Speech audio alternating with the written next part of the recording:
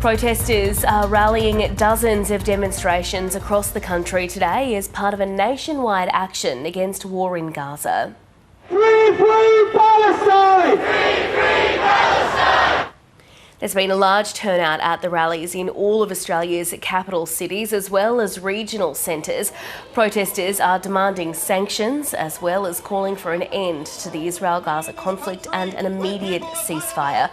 We'll hear from our reporter on the ground in Melbourne shortly to hear about the massive turnout there. But first, let's head to our reporter in Brisbane. Molly Slattery joins us now. Molly, you're in Brisbane. It's quite loud behind you there. What's happening where you are?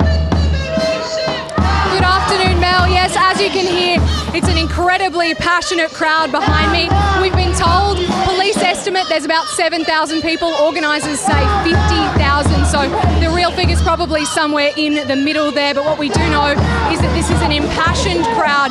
They're calling for sanctions on Israel and an end to the war in Gaza. Now, we heard from speakers at Queen's Garden here in Brisbane earlier today.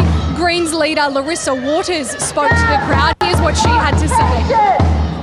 I'm so proud of the turnout today. There are so many people here calling for peace, calling for sanctions on Israel, just like we have on Russia, and calling for an end to the two-way arms trade. Australians are horrified that we are selling weapons components to the Israeli government. It's got to stop. I think after the Sydney march just a couple of weeks ago, which saw the government change position, I'm really hopeful that with the amazing turnout today across the country, the government will feel the pressure. Molly, those massive crowds are gathering not just in Brisbane but in dozens of demonstrations around the country today. Just talk us through what today's day of action entails. That's absolutely right, Mel. In every capital city right across the country, there have been massive protests. Our colleagues right across the country have told us thousands have gathered in those capital cities. Hobart saw a massive march with multiple streets filled throughout the CBD. And in regional areas across the country, people have shown out en masse. Like I mentioned before, they are calling for sanctions on Israel and an end to the war in Gaza. Right, Molly Slattery reporting from Brisbane there. We'll leave you there. Thanks so much for the update. Well, in Melbourne's CBD, the city's largest show of support yet for Palestine and an end to the war in Gaza is underway. Organisers say this is the 97th consecutive week of protests there. Harvey Biggs reports from Swanston Street.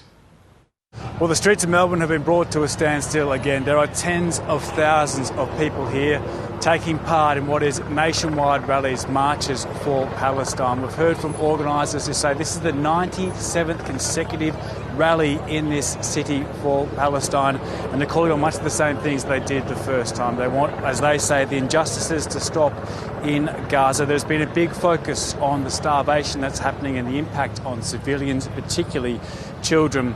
They say that today there's been a real cross-section of support from unions as well as LGBT and disability groups and people from just general walks of life coming together to protest against what is happening. What they really want is the Australian government to sanction Israel and to withdraw support for the Israeli government. But here's some of what those who have come here today said to me. There's a groundswell, and I think the government has to see that the people really care and the people want change. I think the fact that our government has changed over time is because of these things, and if we continue to do it, it will put more pressure on our governments, which will then put more pressure on the world governments and put pressure on Netanyahu. So the message from those here today is that they will continue to turn up, they'll continue to protest and fight for Palestine.